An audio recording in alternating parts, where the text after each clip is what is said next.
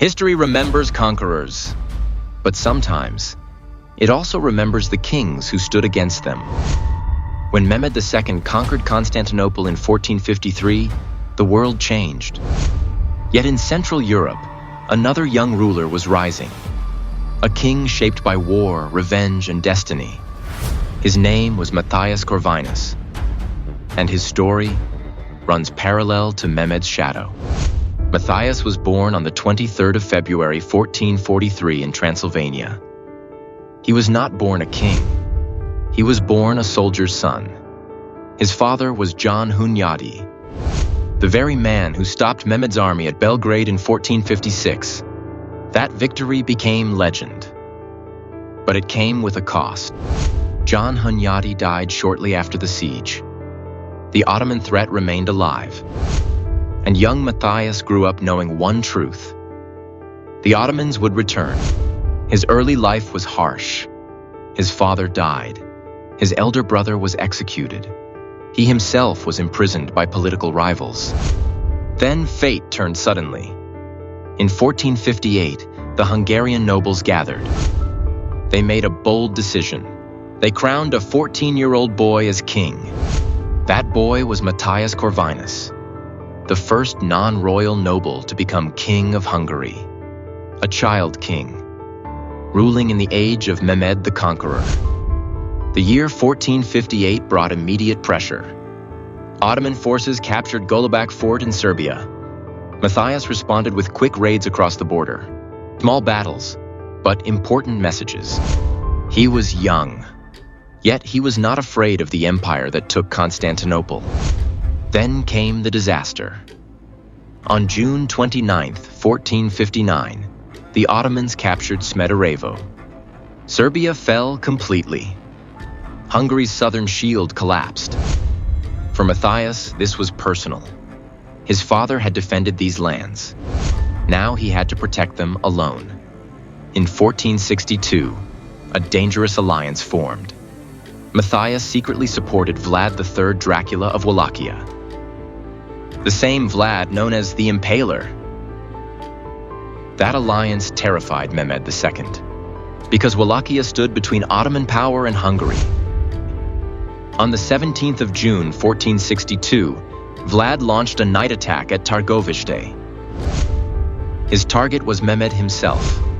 The assassination failed, but panic spread across the Ottoman camp. Thousands died that night. The war between the Ottomans and the Hungarian-backed forces became deeply personal. But politics interfered. Vlad fled to Hungary after losing support.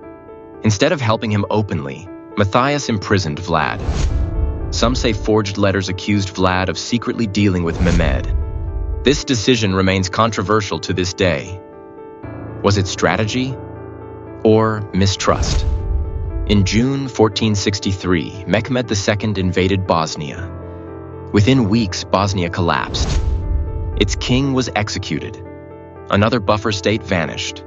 Matthias reacted fast. He signed peace with Emperor Frederick III in July 1463. Then he marched south. Late in 1463, he besieged 𝐺HC.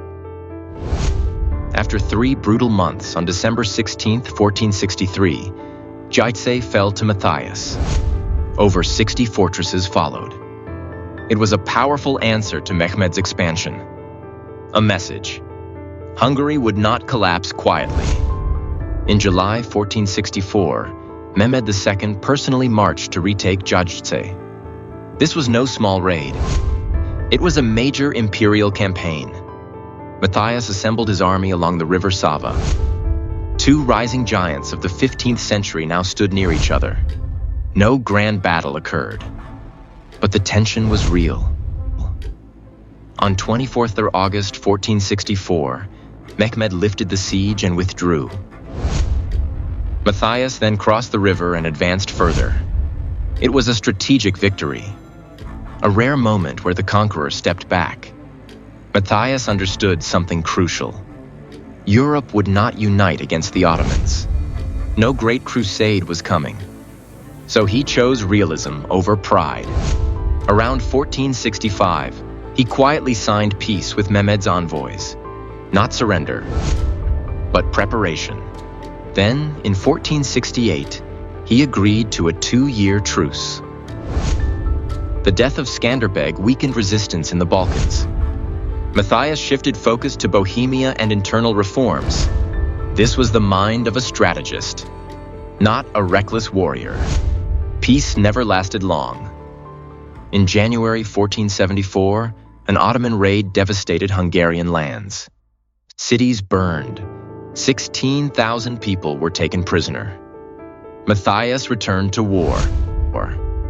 On January 10, 1475, his ally Stephen the Great crushed an Ottoman army at Vaslui with Hungarian support. It was one of the biggest Ottoman defeats of the century. Matthias refused Mehmed's peace offer. He went on the offensive. On 15 February 1476, he captured the fortress of Shabak, a critical Ottoman stronghold on the Sava River. During the siege, Matthias almost fell into enemy hands while observing from a boat, a king risking his life on the front line. That summer, Mehmed launched a massive campaign into Moldavia. He won the Battle of Valea Alba on 26 July 1476. Yet logistics failed him. Lack of supplies forced retreat. Matthias sent reinforcements. Together with Moldavian forces, they defeated an Ottoman army near the Siret River. The war remained balanced. Neither side could deliver the final blow. In October 1479, Ottoman forces invaded Transylvania. They burned towns, spread terror. But on 13 October 1479, Hungarian commanders destroyed the invading army at the Battle of Bredfield. It became one of Hungary's greatest victories against the Ottomans. This strengthened the southern defense line permanently. Matthias organized fortress commands along the Danube, a shield against Mehmed's empire. Matthias pushed deep into Bosnia in November 1480. Even reaching Sarajevo, he established a chain of defensive provinces across the frontier. Then history turned suddenly. On the 3rd of May, 1481, Mehmed II died. The conqueror was gone. A civil war erupted between his sons Bayezid and Kem. Matthias tried to seize this opportunity. He even attempted to gain custody of Prince Sem to use him as leverage. But Venice and the papacy blocked the plan. The long rivalry ended, not with a decisive battle, but with death. Matthias was more than Mehmed's rival. He was a reformer king. He built the famous Black Army, one of Europe's first professional standing armies. Mercenaries, disciplined, feared across Central Europe. He reformed taxation in 1467. State revenue nearly doubled. He reduced noble privileges and strengthened royal authority. He even unified courts and created a major law code in 1485. Justice mattered deeply to him. That is why people later called him Matthias the Just. He also loved culture, books, philosophy, article. His library, the Bibliotheca Corviniana, became one of Europe's largest. He invited Italian artists and scholars to his court. Hungary became the first Renaissance center outside Italy. A warrior king, who also built universities and supported music. In his last years, Matthias suffered from illness. Gout weakened him, yet he kept ruling actively. On the 6th of April 1490, he died suddenly in Vienna, possibly from a stroke. Some whispered poison. After his death, many of his conquests were lost quickly. But his memory did not fade. People said, Matthias is dead, justice is gone. History often focuses on Mehmed the Conqueror, and rightly so. But across the Danube, another ruler resisted his advance for decades. Not always victorious, not always united with Europe, but always determined.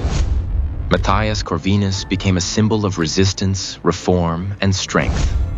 A king who balanced war and wisdom, sword and scholarship, power and justice.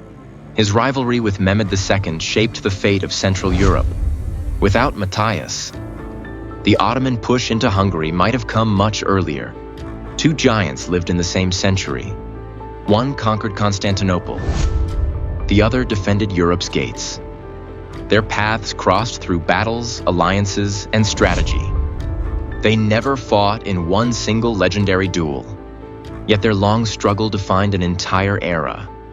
And that is why, even today, the story of King Matthias Corvinus still stands tall beside the legend of Mehmed the Conqueror.